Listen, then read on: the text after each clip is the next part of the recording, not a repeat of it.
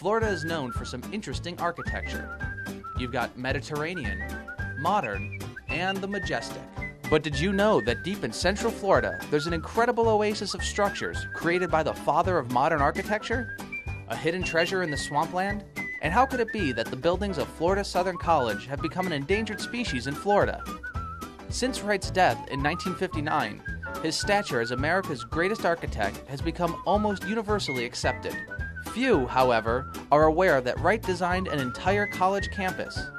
Florida Southern College has the unique privilege of being the only campus Wright designed and the largest single-site collection of the master architect's buildings.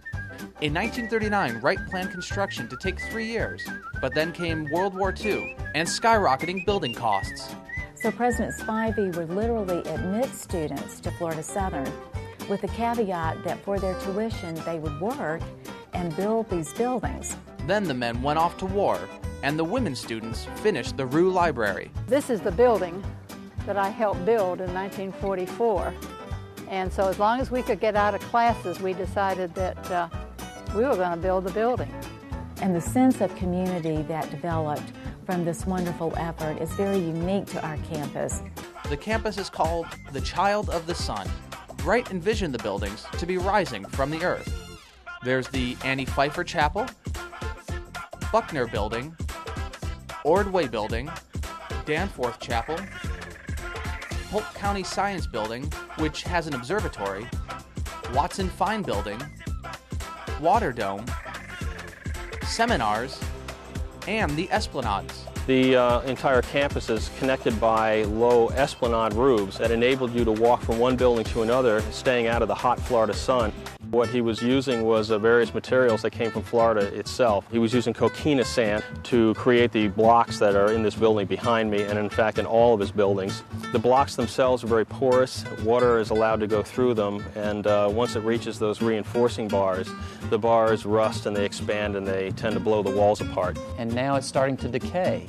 And I think it's important to give back. And so what we've been doing is reinventing how Wright created those blocks, coming up with mixes we think are superior to what was here before, and putting in stainless steel reinforcing bars in lieu of the common steel bars. And the sun comes through these buildings in beautiful ways, and every hour is different. Also known as the Fountain of Knowledge, the Water Dome has just been restored, shooting water 60 feet into the air. Maybe the strangest thing about Florida Southern College is that there is no School of Architecture. It is really surprising that there's not a School of Architecture here amongst the largest collection of Frank-Lloyd architecture in the world. So it's really just sort of this hidden jewel, a diamond in the rough. And we're proud that this building is still standing, as people tried to tell me, how could it be if I worked on it along with other women, but we did, and it's still there and doing good things.